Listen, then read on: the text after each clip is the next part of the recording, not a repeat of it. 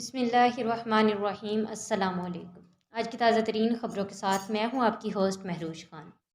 متحدہ عرب امارات نے کووڈ-19 کی ویکسین لگوانے والوں کی حد عمر میں 2 سال کی کمی کر دی ہے اور اب 16 سال کی عمر تک کے افراد ویکسین لگوا سکتے ہیں۔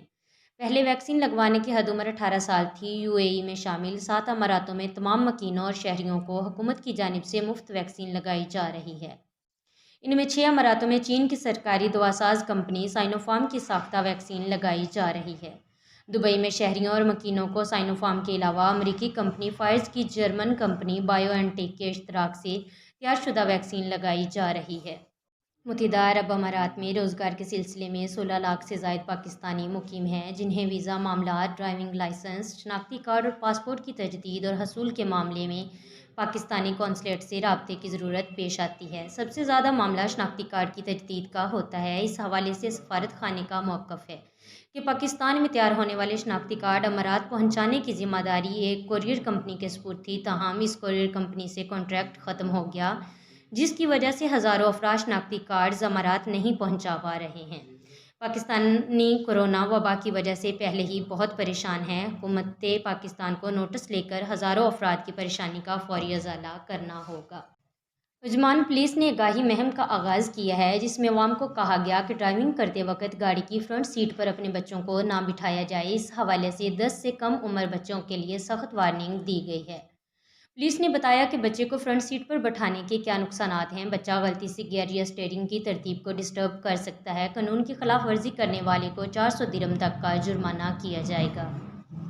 ابوظہبی پولیس نے پیرامیڈیکل اور ایمرجنسی میڈیکل کی خالی اسامیوں کا اشتہار دیا ہے۔ یہ موقع تمام شہریوں کو دیا گیا ہے، لیکن متحدہ عرب امارات کے شہریوں کو زیادہ ترجیح دی جائے گی۔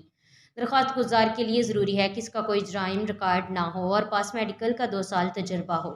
درخواست گزار کے پاس ابوظہبی محکمہ صحت سے میڈیسن پریکٹس کرانے کے لیے اجازت نامہ بھی ہو۔ اب کچھ خبریں سعودی عرب سے۔ غیر ملکی کارکنان کے اقاموں کی میعاد مکمل ہونے سے 6 ماہ قبل تجدید کروائی جا سکتی ہے۔ سعودی محکمہ پاسپورٹ کے مطابق گھریلو ملازم کے اقامہ کی مدت 14 ماہ سے باقی ہو تو ایسی صورت میں اس کی تجدید کروائی جا سکتی ہے۔ تجدید نہ کروانے پر پہلی بار 500 ریال، دوسری بار تاخیر پر 1000 ریال جرمانہ ہوگا۔ خلیجی ممالک کے درمیان سفارتی تعلقات کی بحالی کے بعد تجارتی سلسلہ بھی شروع ہو چکا ہے۔ قطر کے حمد بندرگاہ سے 27 کنٹینر سعودی شہر دمام پہنچ گئے۔ واضح رہے، سعودی عرب اور اتحادی ممالک کے قطر سے سفارتی تعلقات کی بحالی کے بعد سفری پابندیاں بھی ختم ہو چکی ہیں۔ البتہ مملکت سے قطر جانے کے لیے کچھ قواعد و ضابطے ہیں۔ قطر جانے کے لیے سعودی شہریوں کو ابشر ویب سائٹ سے اجازت نامہ لینا ہوگا۔ یہ تھی آج کی تازہ ترین خبریں۔ مزید ایسی خبریں سننے اور دیکھنے کے لیے ہمارے چینل کو سبسکرائب کریں، بیل آئیکن کو کلک کریں تاکہ ہماری ہر ویڈیو سب سے پہلے آپ تک پہنچے۔ خدا حافظ۔